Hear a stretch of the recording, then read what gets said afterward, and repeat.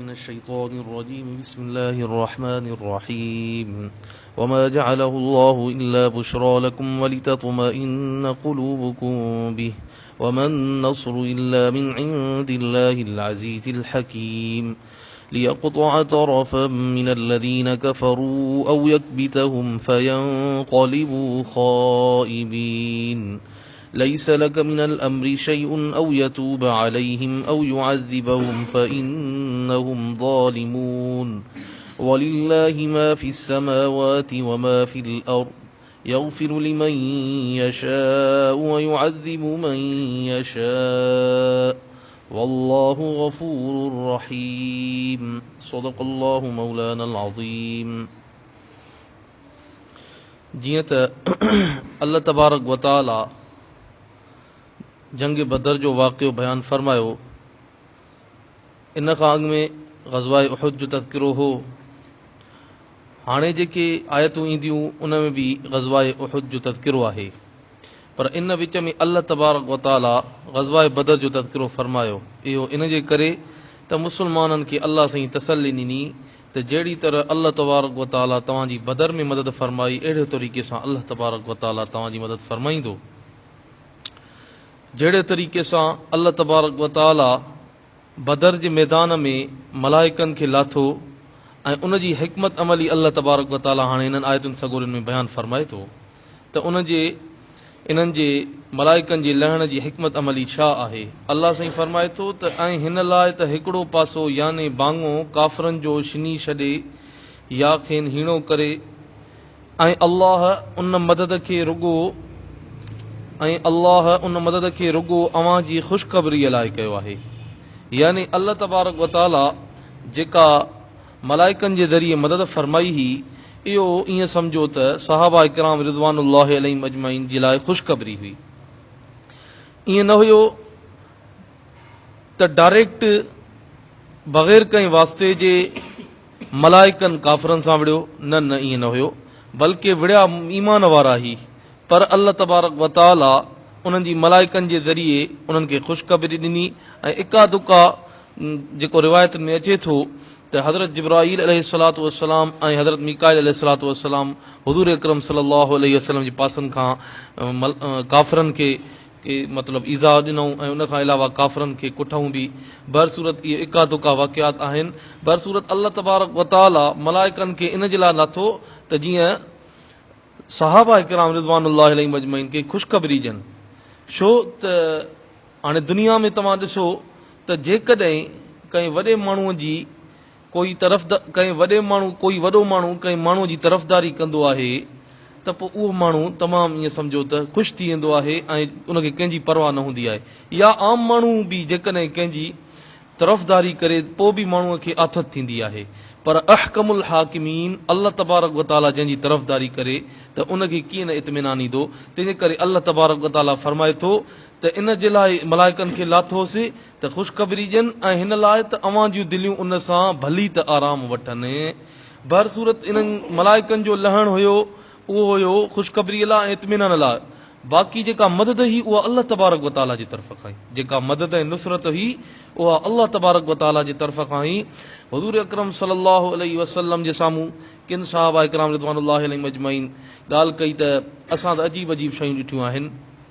जेके असां न ॾिठियूं हुयूं। अल्लाह जे प्यारे पैगंबर करीम सल्लल्लाहु अलैहि वसल्लम फरमायो हो उन वक़्तु ज़ालिक मददुम मिनस समाइ सालिस, इहा अल्लाह तबारक व तआला टें आसमान खां फ़रिश्तनि जी जमात खे तव्हांजी मदद लाइ मोकिलियो हो। बरसूरत अल्लाह तबारक व तआला जेको मलाइकनि सगोरनि खे मोकिलियो हो उहो ख़ुशख़बरीअ लाइ ऐं इत्मिनान दिल जे लाइ। बाक़ी जेका बि नुसरत हुई उहा अल्लाह तबारक व तआला जी तरफ़ खां हुई। अल्लाह साईं फरमाए थो न, ऐं अल्लाह ग़ालिब हिकमत वारे जे पार खां सवाइ का मदद मिलणी नाहे। जंग यरमूक में जॾहिं हज़रत उमर फारूक रज़ियल्लाहु ताला अन्हु लश्कर मोकिलियो त उन जा 5 सालार कयईं।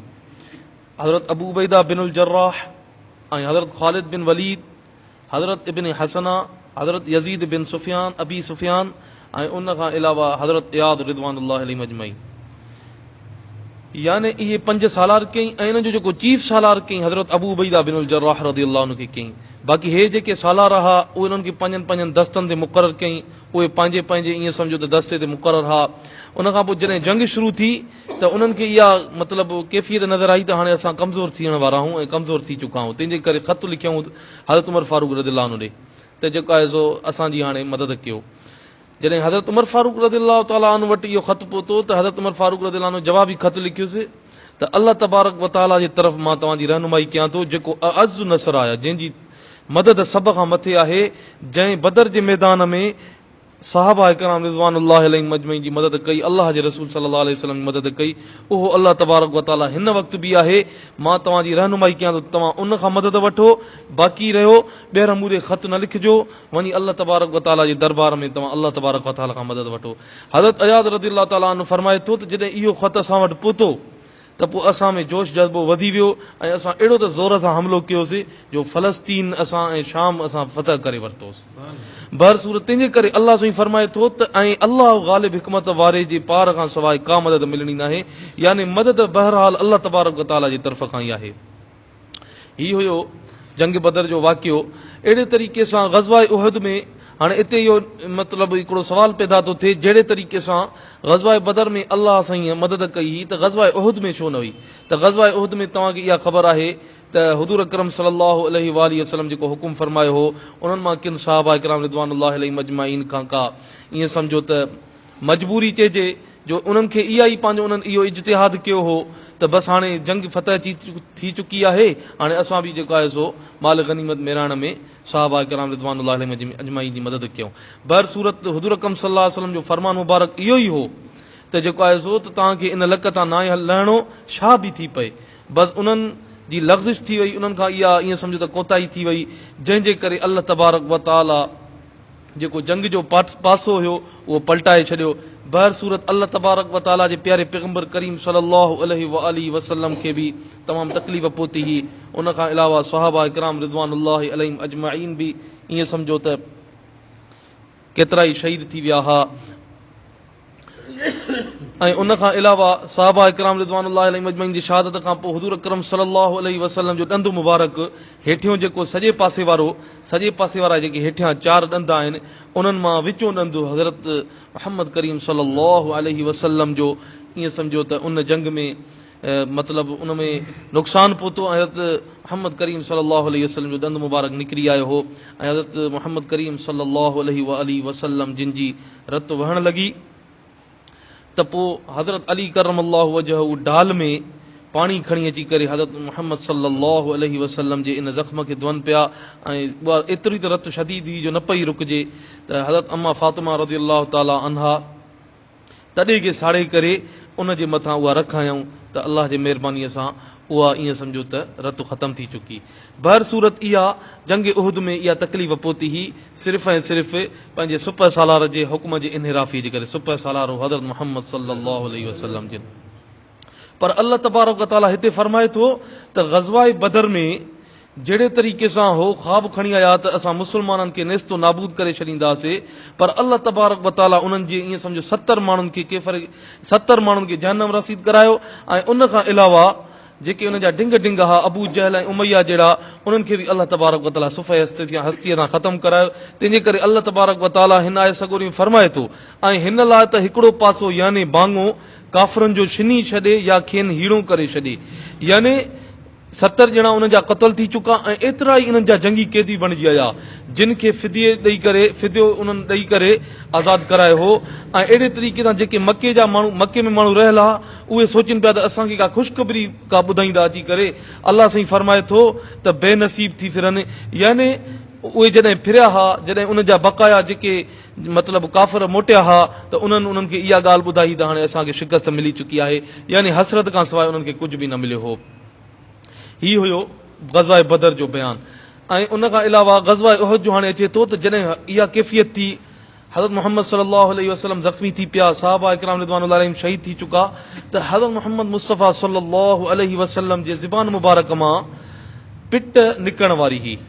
हज़रत मुहम्मद मुस्तफ़ा सल्लल्लाहु अलैहि वसल्लम फरमायो त कैफ़ क़ौमुन युफ़्लिहु, त कहिड़ी उहा क़ौम कीअं जेको आहे सो फलाह पाईंदी, फलाह हासिल कंदी, त जंहिंखे अलाह जो प्यारो पैगंबर करीम सल्लल्लाहु अलैहि वसल्लम अलाह जी तरफ़ छॾे, दीन जी तरफ़ छॾे, त इते अल्लाह तबारक व तआला हज़रत मोहम्मद मुस्तफ़ा सल्लल्लाहु अलैहि वसल्लम खे जलियो त साईं हाणे तव्हां जेको आहे सो बददुआ न घुरो, छो त तव्हांजो कमु आहे पहुचाइणु,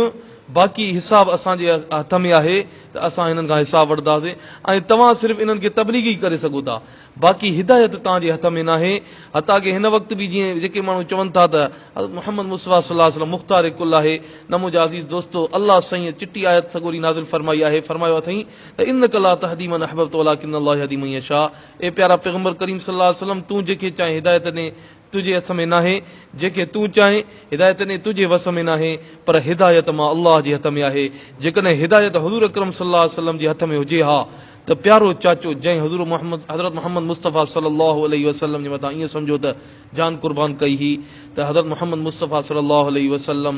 जेकॾहिं चाहिनि हा त हिदायत ते आणाइनि हा, पर अल्लाह तबारक व तआला खे मंज़ूर न हुयो हज़रत अबू तालिब जे हिदायत जो। तंहिंजे करे अल्लाह तबारक व तआला हिन जॻह ते बि हज़रत मोहम्मद मुस्तफ़ा सल्लल्लाहु अलैहि वसल्लम खे जलियो आहे त साईं तव्हां बददुआ न घुरो, छो त इन्हनि मां थी सघे थो जिन तव्हांखे ईज़ायो उन्हनि मां हुया इकरमा बिन अबी जहल, सफ़वान बिन उमैया, अबू सुफियान, अब्दुर रहमान बिन अबी बकर रिज़वानुल्लाह अलैहिम अजमईन, इन्हनि मां इहे सहाबी बि हा। त अल्लाह साईं उन्हनि खे चयो, अल्लाह तबारक व तआला हज़रत मोहम्मद मुस्तफ़ा सल्लल्लाहु अलैहि वसल्लम खे चयो साईं तव्हां पिट न घुरो, पिट न पिटियोनि, छो त थी सघे थो त इन्हनि मां के तौबा ताइब थी वञनि ऐं ईमान आणनि। तंहिंजे करे अल्लाह तबारक व तआला हज़रत मोहम्मद मुस्तफ़ा सल्लल्लाहु अलैहि वसल्लम खे जले थो हिन आयत सगोरी में, ए पैगंबर उन कम में तुंहिंजो को वास्तो न आहे, खुदा या मथनि बाज सां मुटंदो या खेनि अज़ाब कंदो, छो त उहे ज़ालिम आहिनि। हाणे ईअं सम्झो त फ़तह मक्का महिल हज़रत अबू सुफियान रज़ियल्लाहु ताला अन्हु ऐं ॿिया बि सहाबी जेके बि उन वक़्तु ग़ज़वा उहद में हुया, जिन हुज़ूर अकरम सल्लल्लाहु अलैहि वसल्लम ईदायो हो, उन्हनि ईमान आंदो हो, ऐं हज़रत ख़ालिद बिन वलीद रज़ियल्लाहु ताला अन्हु ऐं ॿियो बि हज़रत इकरमा बिन अबी जहल, इन्हनि जे लाइ बि रिवायतुनि में अचे थो त इहे बि फ़तह मक्का खां अॻु में ई इन्हनि ईमान आंदो हो। तंहिंजे करे अल्लाह तबारक व तआला हज़रत मोहम्मद मुस्तफ़ा सल्लल्लाहु अलैहि वसल्लम खे फरमाए थो त साईं हिकमत तव्हां नथा ॼाणियो, गुज खे मां ई ॼाणियां थो ऐं मां ई ॼाणा थो त केरु तौबा कंदो ऐं केरु तौबा न कंदो, बहर सूरत तव्हां बददुआ न घुरो। ऐं अल्लाह साईं अॻिते फरमाए थो, ऐं जेकी आसमाननि में आहे ऐं जेकी ज़मीन में आहे सो ख़ासि अल्लाह जो आहे, जंहिंखे घुरंदो आहे तंहिंखे बख़्शींदो आहे। प्यारा पैगंबर करीम सल्लल्लाहु अलैहि वसल्लम जंहिंखे अल्लाह तबारक व तआला चाहींदो त हिदायत जी तौफ़ीक़ ॾींदुसि, ईमान आणण जी तौफ़ीक़ ॾींदुसि, ऐं जंहिंखे चाहींदो, जंहिंखे घुरंदो आहे तंहिंखे अज़ाब कंदो आहे, ऐं अल्लाह बख़्शणहार महिरबान आहे। दुआ अल्लाह साईं तव्हां असांखे क़ुर शरीफ़ ते अमल करण जी तौफ़ीक़ अता फ़रमाए।